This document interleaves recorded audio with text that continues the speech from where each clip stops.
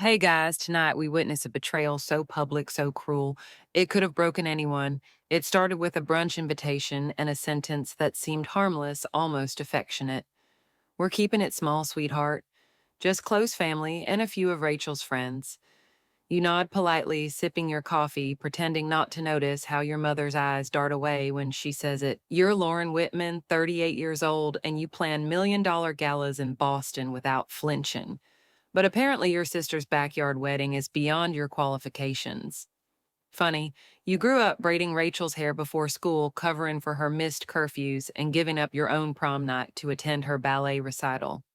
You thought that meant something, that all those small acts built a bridge that would last into adulthood. But as it turns out, bridges burn quietly when no one else is watching. The wedding plans unfold like a slow motion car crash you can't stop. Group texts where you're not included, vendor meetings you hear about secondhand, bridesmaids' dresses you only see once they're posted on Instagram. You tell yourself you're imagining it, that maybe you're just busy or she's overwhelmed, or that it's not personal until it is. The tipping point comes on a Monday afternoon. You're sitting in your office reviewing floor plans for a client's winter charity ball when a notification pops up on your phone. At Megan Fields posted a new story. It's Rachel's bridal shower, lavender-themed monogrammed pastries, and a smiling group of 30 guests, none of whom thought to include you, the actual sister of the bride. You pause the video midway. There's Rachel laughing, cutting a three-tier cake. There's your mom standing beside her holding a mimosa. And in the background, someone is holding up a chalkboard that reads, "Only the people who truly matter." The words hit you like a body blow. You feel your throat close in that familiar way it did when you were 10, and your mom forgot your piano recital but made it to Rachel's science fair. You stare at your reflection in the dark screen of your laptop, and you don't recognize the woman looking back. You want to call, you want to scream, but instead you do what you always do, you go quiet. That evening, you sit on the edge of your bathtub scrolling through wedding hashtags until your eyes blur. You make a list in your head of every time you said yes when no one asked, of every holiday flight you booked to be there, of every gift you mailed, even when you didn't get a thank you. And then you delete it, because tonight you are not a martyr. Tonight you book a flight to Iceland. No one needs to know, not yet. It's not revenge. It's not even rebellion, it's preservation. You find a cabin near Vic, a small village perched between black sand beaches and glaciers that have outlived empires. You don't need a plus one. You don't need a dress, you need distance, salt air, silence. A place so far removed from expectation, no one can find you unless you want to be found.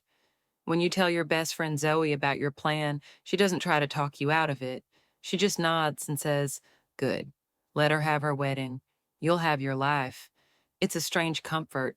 The night before your flight, you receive a group text from your mom.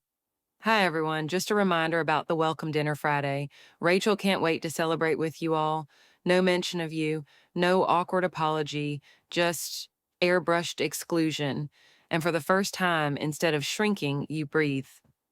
You finish packing in silence, fold each sweater like an act of defiance. Wrap your scarf like armor, slip your passport into the side pocket like a secret. You leave a note on the fridge for your house sitter.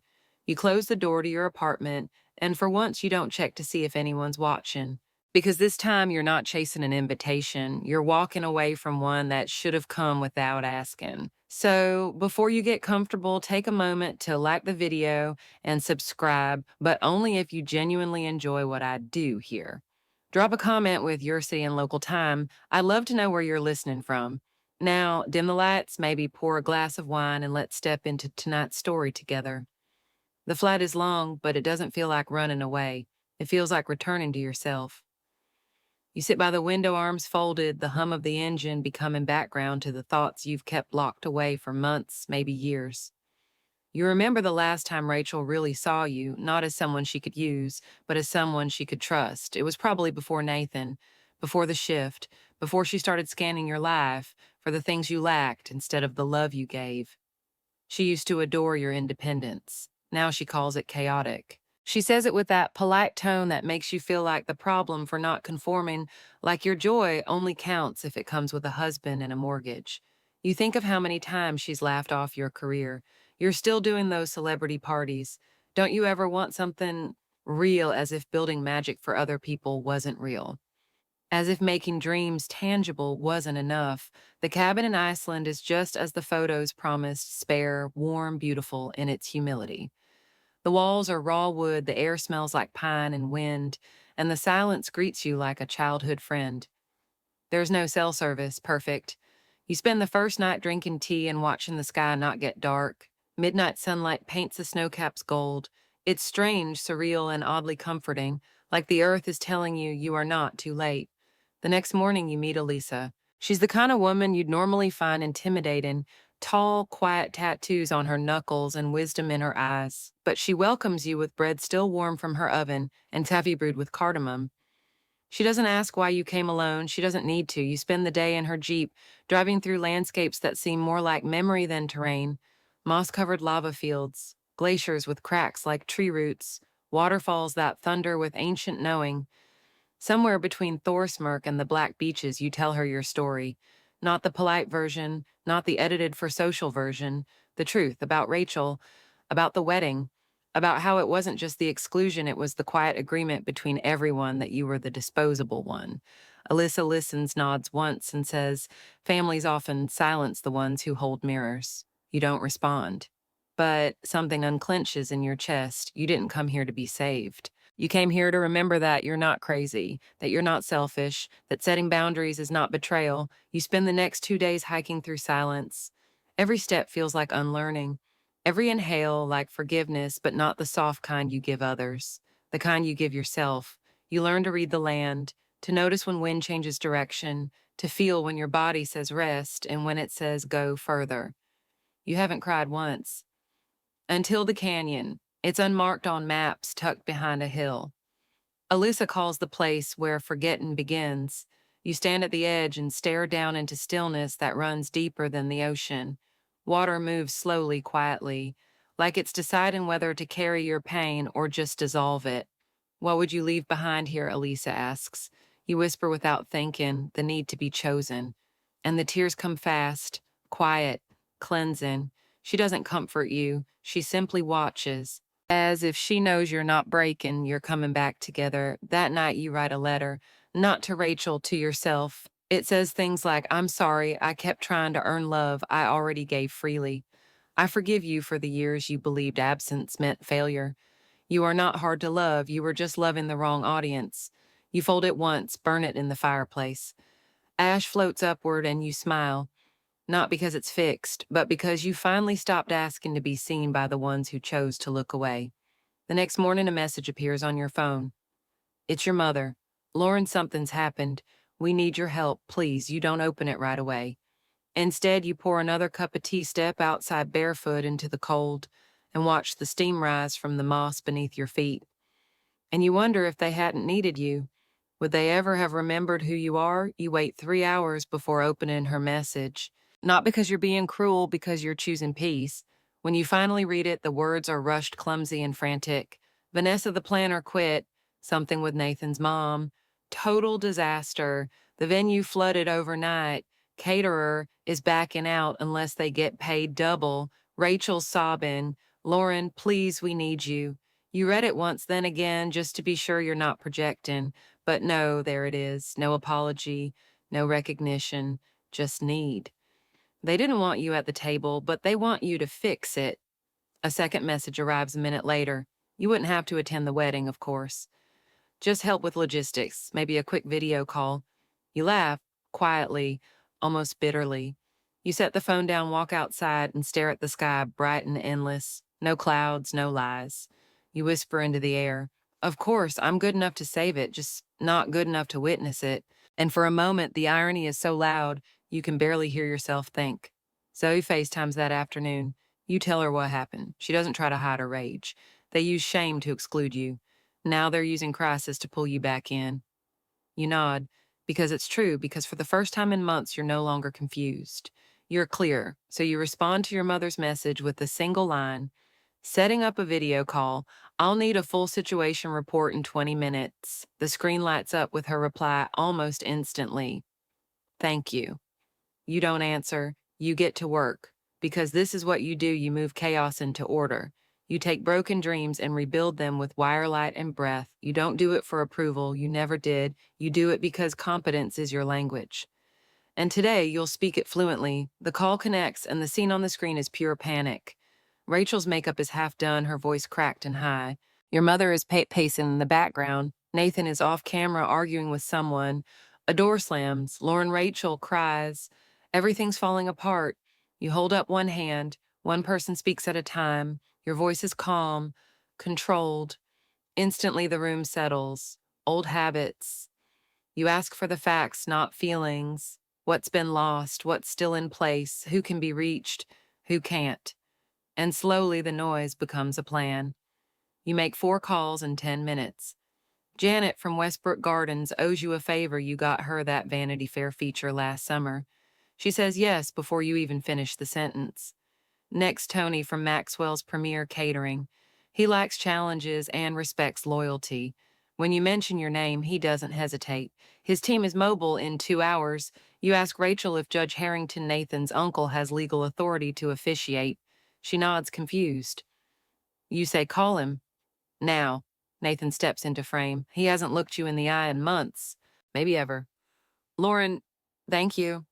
You tilt your head slightly. This is literally what I do. You don't say for people who trust me, but it hangs in the air anyway. Charlotte, Nathan's mother, appears over his shoulder. Her expression is unreadable. She looks like someone who's been forced to rethink every assumption. She says almost grudgingly, "You're remarkably composed." You smile faintly. Planning events means expecting things to break. What separates good planners from great ones is how we recover. And you don't look away when she flinches. You spend 3 hours putting out fires across 2 continents. You write a new timeline, send revised vendor contracts, create a contingency weather plan just in case. By the time you end the call, the wedding is saved. Not perfect, but possible. Rachel lingers on the screen, eyes red. The room is finally quiet. Can I talk to her alone? She asks the others. When they leave, she swallows hard. I was wrong, Lauren. You say nothing. I let them decide you didn't belong, because I was scared they wouldn't accept me if I stood up for you. You nod once. I know. Can you forgive me? You pause, not for drama, for truth. I helped today because I love you, but this doesn't fix it. She nods. I know. And for the first time, you believe she might mean it. Iceland looks good on you, she adds quietly. You look free.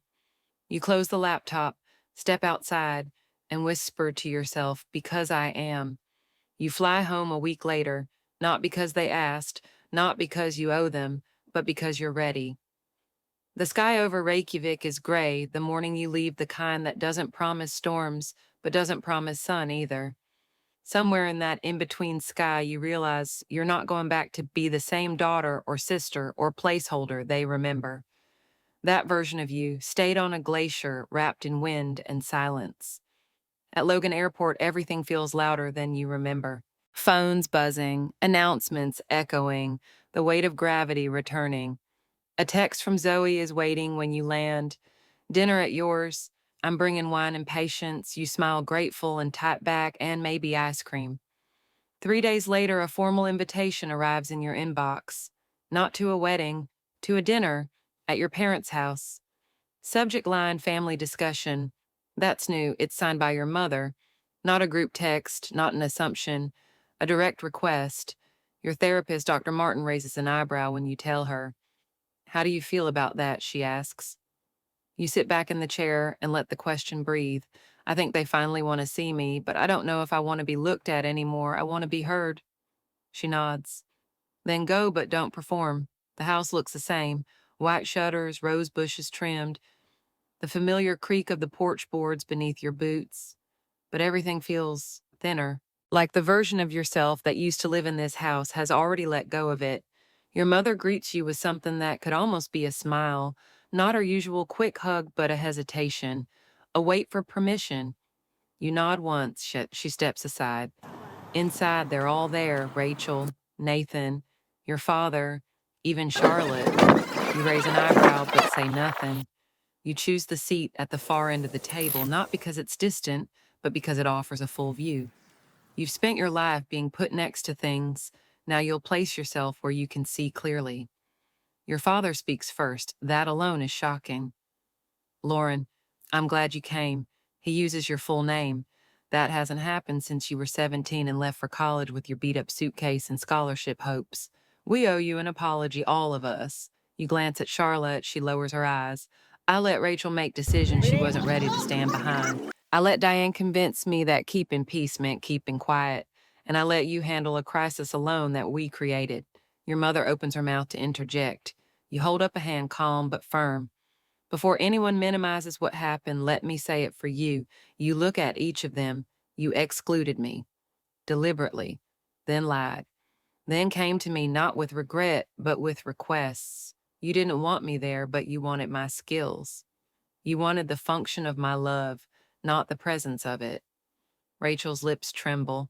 Nathan reaches for her hand, but she pulls it away. Lauren's right, she whispers. I wanted so badly to be accepted by people I hadn't even tested. And I threw away the one person who'd never asked me to be anything other than myself. Your mother's voice is thin. We just thought you wouldn't want to come. All your big events, your clients, your independence. You mean my life, you interrupt gently. Yes, there it is. The problem was never that you were difficult. It was that you were different. I don't need you to agree with my choices, you say, but I will no longer sit at a table where my worth is conditional. Charlotte clears her throat. My family has old traditions. We thought certain things should be presented a certain way. You nod, and you thought I didn't fit. But I wasn't a stain on your perfect linen. I was the one who pressed it clean after your mess. She flinches but doesn't argue. We'd like to make it right, your father says quietly, then start by acknowledging it was wrong. Silence where Rachel breaks it first. Would you consider going to family therapy with us? You blink. That was not the move you expected. I'm not here to fix anyone, you reply. I know, she says, but I want to learn how to not repeat this. That at least feels honest. You nod slowly. One session, if everyone commits. Your mother bristles, but your father nods. We'll be there. Charlotte looks like she swallowed a lemon, but she doesn't object. You stand. I have a life to get back to. You don't stay for dinner, but for the first time, you don't leave hungry. Not because it wasn't emotional, but because something in you has shifted. It's not numbness, it's not anger, it's clarity. The kind of clarity that comes not from being heard, but from no longer needing to be. When you walk back into your apartment, the quiet wraps around you like soft wool. The dishes are still drying on the rack, the books on your nightstand exactly where you left them. You put on your favorite playlist, something acoustic, nothing with words, and sink into the couch. You think about what just happened. They didn't magically change. The air at that dinner wasn't full of redemption, but it was full of cracks and cracks you've learned are how light gets in. 2 days later, you receive a message. Not from Rachel, from Charlotte, just a sentence. Thank you for saving my son's wedding. You stare at it for a long moment. No emojis, no qualifiers. Just a sentence as stiff and reluctant as a person learning a new language. But it's something, and you don't need more. You don't reply. Instead, you open your laptop and return to work. That same afternoon, an unfamiliar number calls. You let it go to voicemail. It's Catherine, Nathan's sister. She's getting married next spring. She says she saw how you handled Rachel's wedding, says she was impressed, wants to talk about hiring you to plan hers. You let out a small laugh. The irony is poetic. The woman who didn't want you at the party now wants you to host her daughters. You don't say yes, you don't say no, you say, have her email my office. Boundaries aren't walls, they're doors with locks, and you now have the key. In therapy, Dr. Martin asks what you hope for now from them. You pause. Consistency, you say, and silence, the good kind. Say more, you take a breath. I don't want constant apologies. I don't need grand gestures. I want them to stop pretending things didn't happen, and I want them to sit with discomfort instead of rushing to fix it. She nods. That sounds like forgiveness with edges. You smile faintly. Exactly. Therapy with the family begins awkwardly. Your mother fidgets. Rachel over-apologizes. Nathan tries to be neutral, which only makes him invisible. But your father surprises you. He shows up. Every session. Speaks when it counts. Listens when it hurts. He's not perfect, but he's present. And after decades of being the quiet one that matters, one night after a session, he walks you to your car. The air is cold, your breath visible. He says softly watching you handle that wedding from across the world. I saw you differently. You glance at him unsure where this is going. I always knew you were strong, but I didn't realize how much strength costs. And I should have said that years ago. You don't cry, but your hand finds his and stays. Meanwhile, Rachel and you begin texting, not often, but honestly. No filters, no how's work or LOLS, just fragments of truth. I miss being close, she wrote once. You replied, I miss the version of us that didn't require pretending. Can we find it again? You paused. Maybe not the same version, but maybe something new. The next time you see her, it's not at a wedding, it's over coffee. You meet in a small cafe in Cambridge Neutral Ground. She shows you photos of the honeymoon. You tell her about the Iceland trip in winter you're planning with Elisa. It's friendly, no tension, until she leans in and says, You look so calm in those photos, like someone who doesn't care what anyone thinks. You swirl your spoon in your tea. I care. I just don't beg anymore. She nods. I envy that. You almost say you can have it too, but you don't. She'll have to earn it like you did. That night you stand in your kitchen making dinner for one. You slice vegetables with quiet precision. There's music playing low, a candle burning not for anyone else, just for you. Your phone buzzes again. It's Zoe. Checking in. How's post-reckoning life? You type lighter. Then, after a beat, and mine, the winter trip to Iceland isn't spontaneous this time. It's intentional. You and Alyssa plan it over a series of late-night calls, her voice grainy with sleep and snow.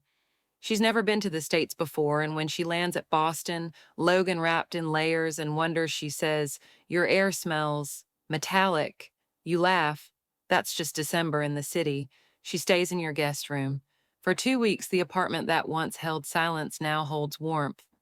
She brews coffee differently, hangs her coat with precision leaves, dog-eared books on your table. You realize you haven't shared space this peacefully with someone in years. When you ask her why she agreed to visit, she shrugs. You look like someone who needed reminding of what, that you're not too much, and that you were always enough. You fly back to Iceland together for the winter solstice. The sky greets you like an old friend, colder now, yes, but still open, still wide.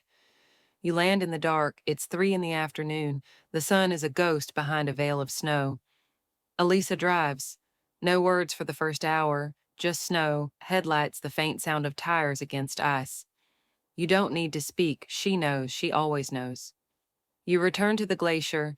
This time you don't hike it to escape. You hike it to remember.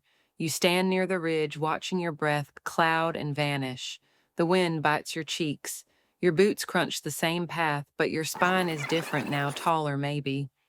Steadier. Why come back? Elisa asks softly. You think for a long time, because I didn't get to say thank you, not to her, to the land, to yourself. That night the auroras return, stronger, bolder. They paint the sky with a kind of magic that doesn't ask for permission. You lie in the snow, your coat a cocoon, your heart a calm drum. You whisper not to anyone in particular, I don't need to be at the table, I am the damn light above it. And you mean it. When you return to Boston, there's another message waiting. From Catherine. Can we schedule that wedding consultation? You do, but this time she comes to your office, not your home. She waits in the lobby. She addresses you formally. She calls you Miss Whitman. Respect doesn't always start with warmth. Sometimes it begins with boundaries. You draft the proposal later that week, your signature sharp and confident at the bottom. It's not just a contract. It's a line drawn in quiet fire. You can recognize me now, but on my terms. Meanwhile, family therapy continues. Still awkward, still clunky, still worth it. At one session, your mother blurts, I still don't understand why you needed to go so far away just to process this. You reply evenly, because I needed to see who I was when no one was watching. She looks away, but she hears you. Your father squeezes your hand beneath the table. Rachel tries. Sometimes she fails. Sometimes she gets it right. She still sends you photos of random things, a candle that smells like Iceland moss, a book on sisters navigating adulthood, a quote that says, Sometimes distance is what lets love breathe. You respond sometimes. Not always. You don't feel guilty. One Sunday you skip family brunch. No excuse, no drama, just I have plans. And those plans involve you a new recipe and your own piece. Funny how quiet can be so full. That evening, as you fold laundry and hum along to a record spinning slow jazz, you remember something Alyssa once said. You don't need to belong where you're not respected. Your presence is not an obligation, it's a gift. You think about Rachel's wedding, the one you saved but never attended. You think about the silence afterward, about how no one asked where you were until they needed you. And then you think about Iceland, about standing under green skies, about the moment you stopped asking for room and started building your own. No name card, no apology, no applause, just a woman alone finally hearing herself say, I was never missing, I was never wrong, I was just waiting for the noise to fade. Spring arrives quietly in Boston the way healing often does, unannounced without trumpet or fanfare.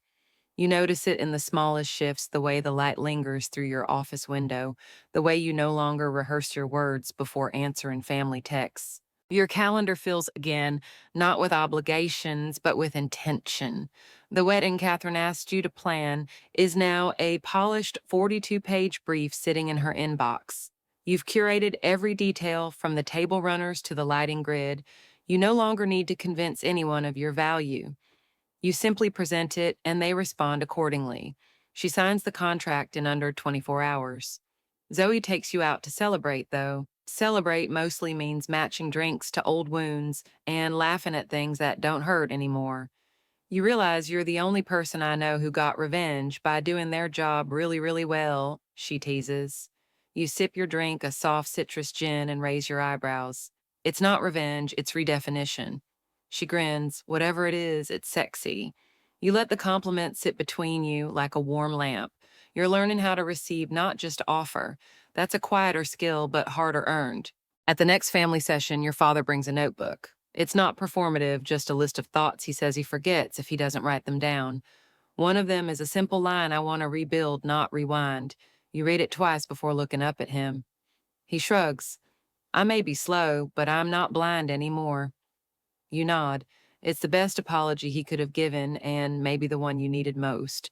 Not words wrapped in sentiment, but evidence of effort. Rachel and you speak more freely now. You're not best friends again, not even close. But the distance no longer feels like exile. It feels like equilibrium. She invites you to lunch one Thursday. It's a new place near the waterfront, casual, but intentional. There's a quiet between courses that once would have made you squirm. Now it just exists. Nathan and I are going to counseling. She says after a while, not because we're falling apart, but because I don't want to turn into someone who leaves people behind. You look at her, really look. That's a good reason. Sometimes I still get defensive, she admits.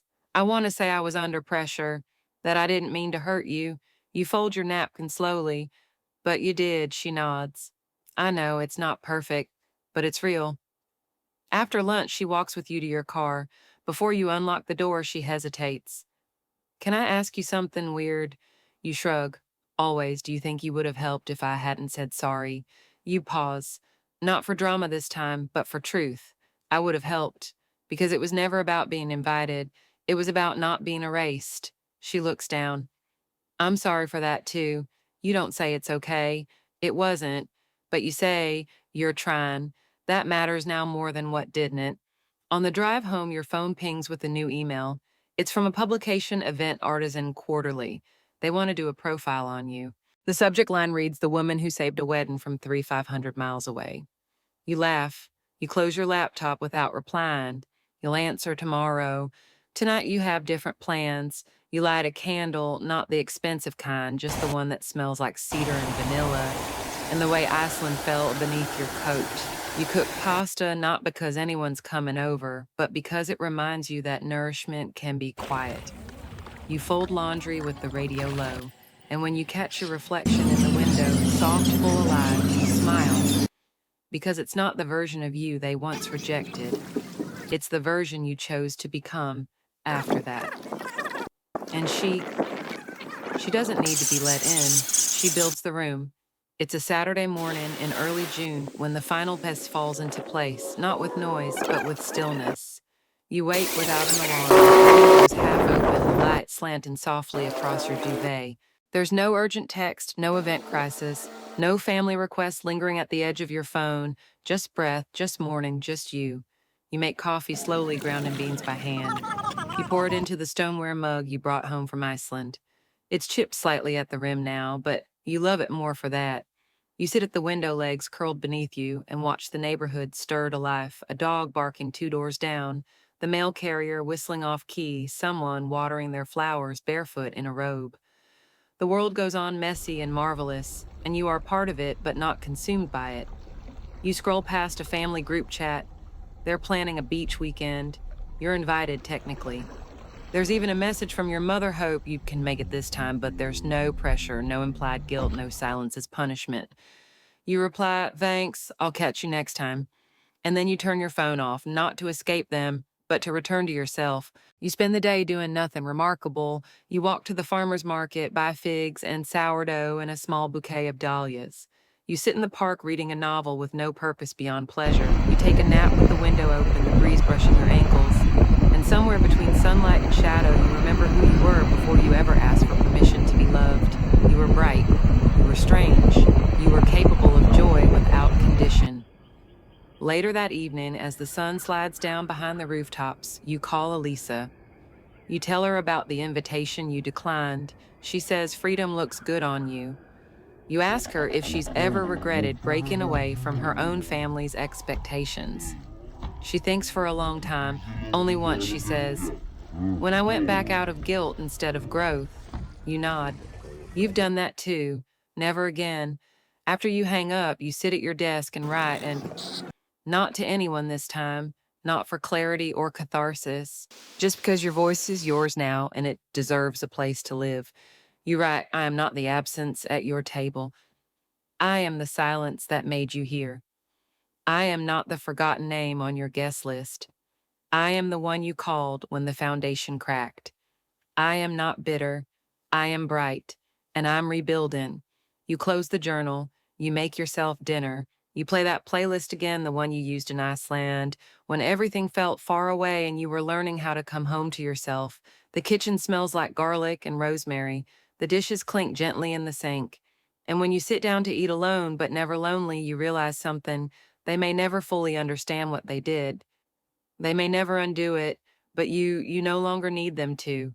You've rewritten the story, you've reclaimed the room, and you've restored the only kind of belonging that lasts, the kind you give to yourself without condition, without question, without shame. In the silence he left behind, you didn't just rebuild, you rose. Your value doesn't decrease based on someone's inability to see it. Oprah Winfrey. This wasn't revenge with fire, it was a reckoning in stillness. In the silence they left behind, she didn't beg to return. She rose on her own terms. Lauren's journey wasn't about ruining her sister's wedding. It was about reclaiming her voice, redefining what belonging means, and building a life rooted in self-respect, not approval. As the old Icelandic saying goes, he who has light within will never walk in the dark. If you've ever been left out, overlooked, or silenced by the people who were supposed to love you, this story is yours too. This is Revenge Stories 94, where pain becomes poetry and quiet women rise louder than thunder. If this touched something in you, please subscribe and let me know in the comments. Have you ever had to walk away to be seen clearly? Your support is what keeps this channel alive, and your presence here means more than you know.